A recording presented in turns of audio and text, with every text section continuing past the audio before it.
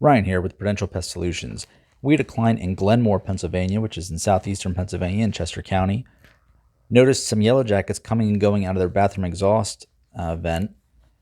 So we were, typically what happens with these is that they won't build the nest actually inside of the duct itself. And we can see here that those are the louvers of the vent.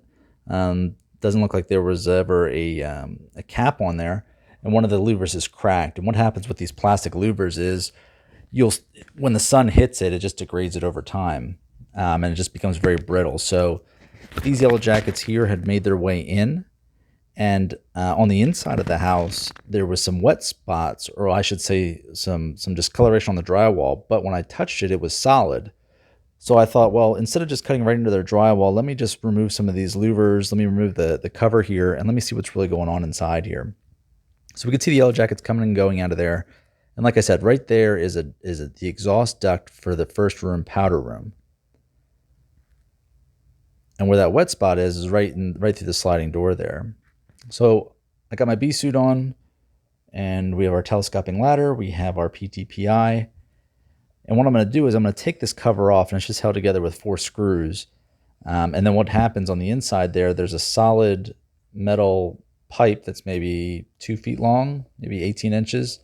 And then that connects to some flexible ducting that goes all the way to the bathroom. And the bathroom's kind of in the middle of the house. So by opening this up, my thought was, well, I'll be able to see this entire void in here. See, number one, is the nest inside of the duct, or is it built around it? Because a lot of times they just build it around the duct, not in the duct itself. And that's what I was telling the homeowner.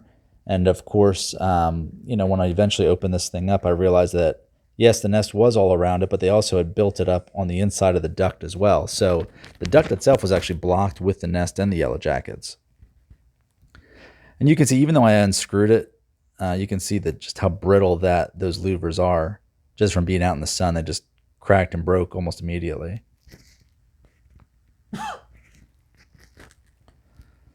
So as I expose more and more of the area, I keep injecting the PTPI in there, because as more areas are exposed, that's more areas that the PTPI can reach, and that's more yellow jackets we're going to kill. And this actually was one of the biggest nests I've ever pulled out of a structure. I mean, just the sheer amount of comb that was in there and actual paper backing was pretty impressive. So I'm just getting some pictures there for the client, because I always think that's neat when we're during the job and then after the job, I'll take pictures of the nest while it's still intact and then while it's all opened up on the ground, and then I text that over to our clients, because who doesn't want to see something like that? That's pretty neat.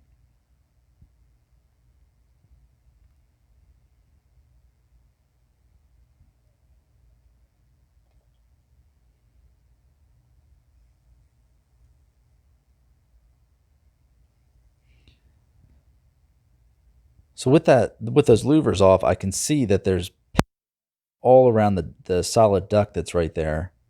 So I'm just trying to kind of work my way in a little bit, being gentle, so that we don't want to break anything, separate the ducting or anything like that. So I'm kind of just poking and prodding, breaking apart some of that paper nest just to keep treating as we go in there. Because I know that later on I'm going to have to stick my arm in there to reach out and grab the nest. So the more yellow jackets we can treat and kill now, the better it'll be when I got to stick my arms in there.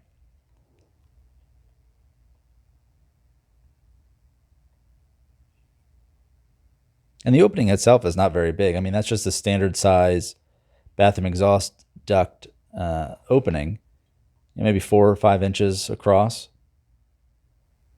So you're definitely only getting one arm in. And even when I did get my arm all the way in later on, you'll see, I mean, it only goes up to my forearm. So it was a bit of a challenge getting all the nesting out. So we could see there's still a ton of yellow jackets flying around, hovering around, hanging around my face, the opening. Not very happy with what we're doing, obviously.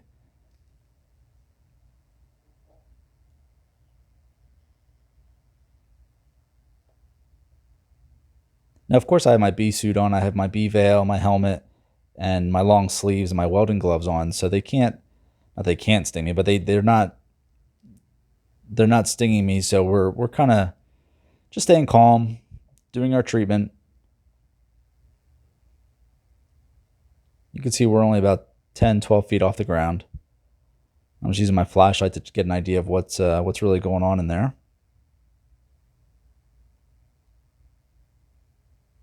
Now remember that duct is still connected to the opening to the house there. So I start my thought is I'm just gonna kind of push it back, and you could see finally that plastic cap for the louvers finally popped off. That was the original thing that I unscrewed. And I knew at that point, I mean, once the louvers were cracking and breaking off, I knew that they were going to have to replace that little section anyway. It's a pretty simple repair. You can just grab that at the hardware store, but there was no chance in saving it, just with how degraded it was over time. So once I pushed that solid ducting back into the wall void, because that's just a big wall void above their kitchen ceiling, then I have more nest exposed, and I can start removing some of the paper that's in there. Now, as this video goes on, you'll see as I'm looking down, as I'm dropping off, parts of insulation and nest, just eventually how much stuff we pull out of here. And again, we're talking, I've never really pulled that much nesting material out of a house before. It was enormous.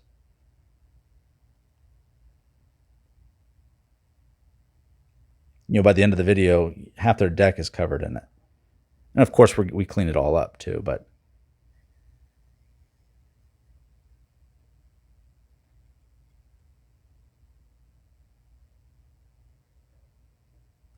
you might think, why didn't I have a tarp down first? Well, I did have a nice tarp with me, and I was going to use it on the inside, thinking originally I thought we were going to go take the nest from the inside. But once I removed those louvers and we started getting in there, the treatment process was already started. And once you start this, you need to keep moving with it.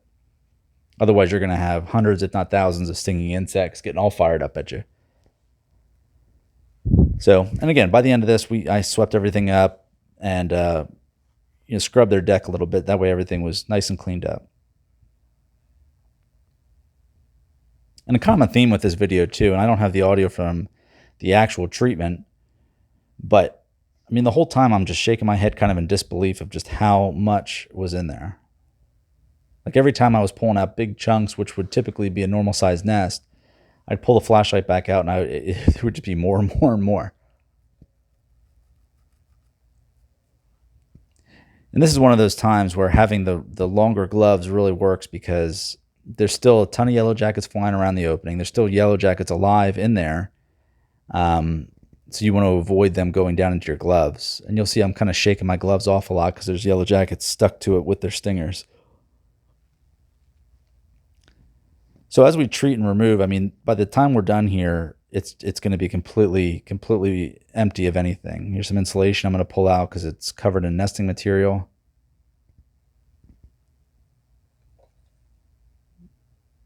And here's what the inside looked like. I mean, look how many tiers of comb there are. You could see the pipe at the bottom there. That's what was coming out of the house, and they were scooting in between that gap and the void. But I mean, that is absolutely massive. So there's kind of a neat in nest shot of what it looks like in that void there. And you can see they're still alive in there too. So ideally, you pull this out. You try to pull the comb out in complete chunks. But because I could grab it, but because the opening was only 4 or 5 inches in diameter, I just could not get it out. So we had to, in one piece. So we had to break it apart, which really causes a heck of a mess. Because all the larvae in there, number one, is very moist. Has a lot of moisture to it. But they're just gooey and gross and nasty. So it definitely added to our cleanup time when we were all finished up here. And you can see I'm just blindly reaching in there, feeling around and pulling out nests and nesting material. I wish I could tell you that there was a better way to do it than just blindly sticking your arm into a yellow jacket nest, but there really isn't. If you want to make sure that everything's out of there, which again, when I leave, every part of that nest is coming out.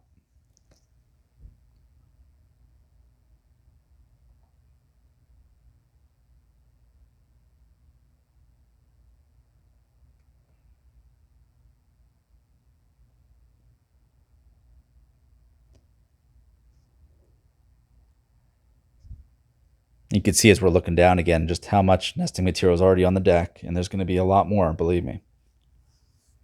So this treatment takes place on September 3rd, and in Pennsylvania, August, September, and October are really the peak yellow jacket, hornet, wasp seasons. And I say that because by this point in the year, their numbers are so great that you can't help but notice them. And of course, that's what prompted the call was the homeowners were on their back deck and they're like, hey, I don't see one or two yellow jackets flying around. I see hundreds.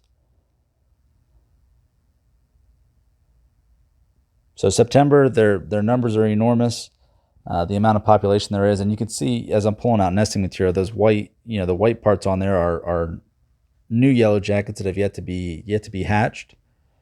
So the colony would have just kept exploding in numbers. So it's good that we got it when we did, because they would have kept chewing at the drywall and eventually broken through had no one noticed. And with the size of this nest, that would not have been a good day, because this wasn't in a bedroom or an enclosed area. This was on their first floor, kind of in the kitchen, and it just would have flooded the whole first floor with yellow jackets. So again, as we look down, I mean, that is a ton of nesting material. And I'm going to treat again, because the more exposed areas that I uncover, or the more areas I uncover by removing the nest, the more areas I want to treat to make sure that we have everybody dead. I'm about forearm, almost elbow deep in there. And I tell you, every time I pull my flashlight out to look in there, it's just more in amazement of just how much more there was in there to remove.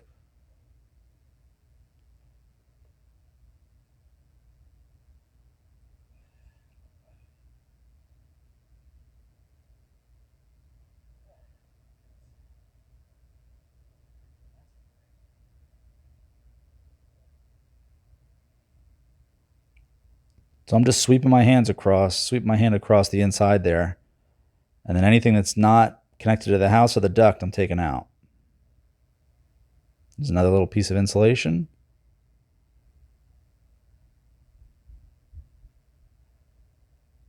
You can see there's nests all attached to it.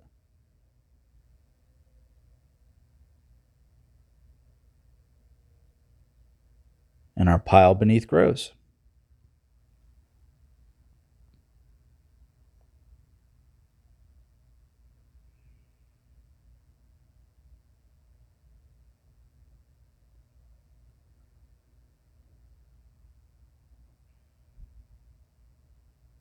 Now, you may have noticed as I stick my arm all the way in there and the camera gets close to the house, that there's a little bladed saw that I have in there, that I have on top of the ladder resting.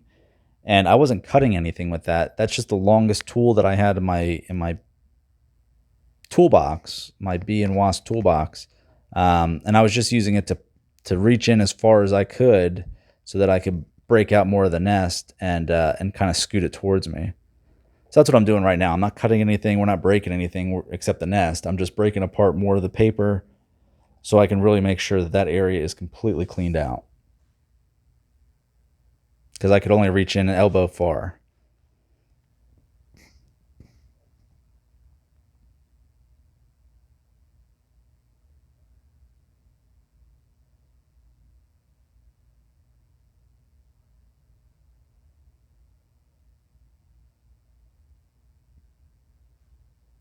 And I'm actually pretty surprised during this job that I didn't get a yellow jacket scoot down my glove there with how far I was reaching in. I was just kind of, every time I would reach all the way in like this, I would just brace myself for a yellow jacket to get into my glove, but thankfully they didn't. And I wish I could tell you there's some sort of secret professional technique that prevented that, but I think it was just sheer luck.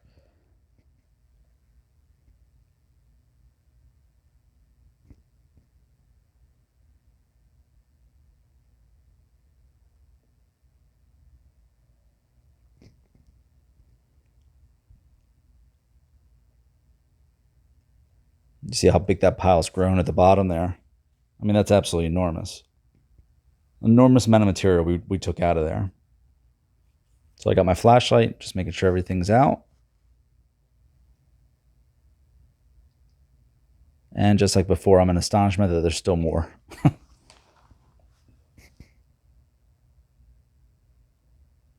And I keep adjusting my gloves there just to make sure that they come over the cuff of my jacket.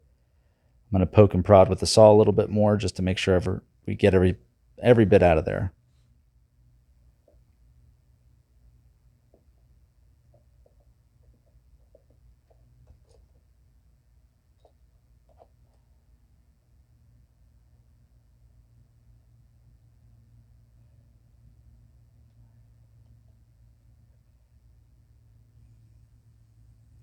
And we're going to apply the PTPI one more time and start getting things cleaned up here.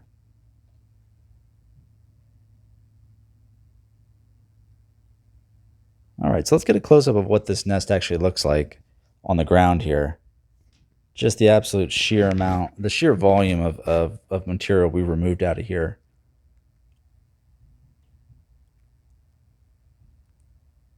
And just to aid cleanup, I definitely could have put a tarp down, but I was not expecting to get any of this amount out of this void here.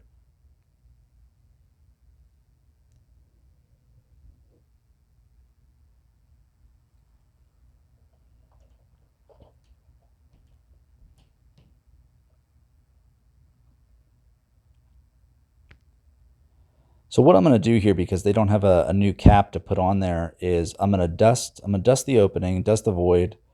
This is that long-term residual dust that we put in there, that any yellow jackets that are still in that void will come across. It's going to kill them. But also any yellow jackets that make it in there, again, are going to come across that dust. So there's just no chance of a reinfestation into this area.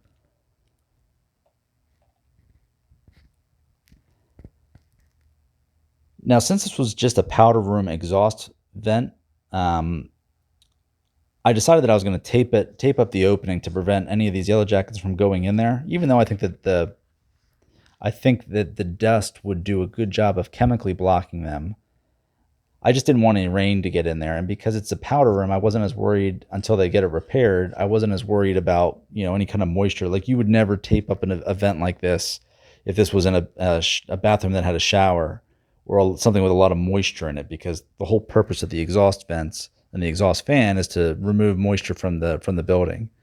But since this is for the first floor powder room, I want to make sure that we're keeping rain and yellow jackets out of the area until they have that new cap put on. So you can see I just using my bare hands. I'm gently using my bare hands to apply this tape. And even though there's a ton of yellow jackets flying around, they don't seem as interested in me. But they were getting awfully close the more I taped up. So the last few sections, I ripped them ahead of time, put my gloves back on, and taped it up that way. And then, just like roofing with shingles, I started at the bottom and overlapped my way up. That way, if any water's coming down the house from rain or whatnot, because they were calling for rain that afternoon, we weren't getting any rain behind there.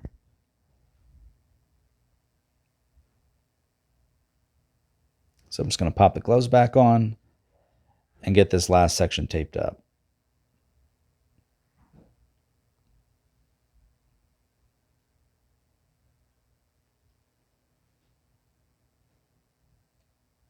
So again, because this is coming off the powder room, it should definitely be repaired the right way, but temporarily like this is not a big deal to temporarily kind of block this opening off.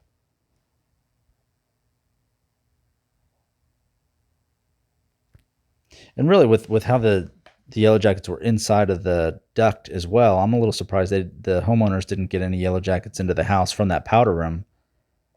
So they were very fortunate about that too. So I'm just applying the dust to the outside of the opening there, just in case we have any curious yellow jackets that are going to try to find a new way in.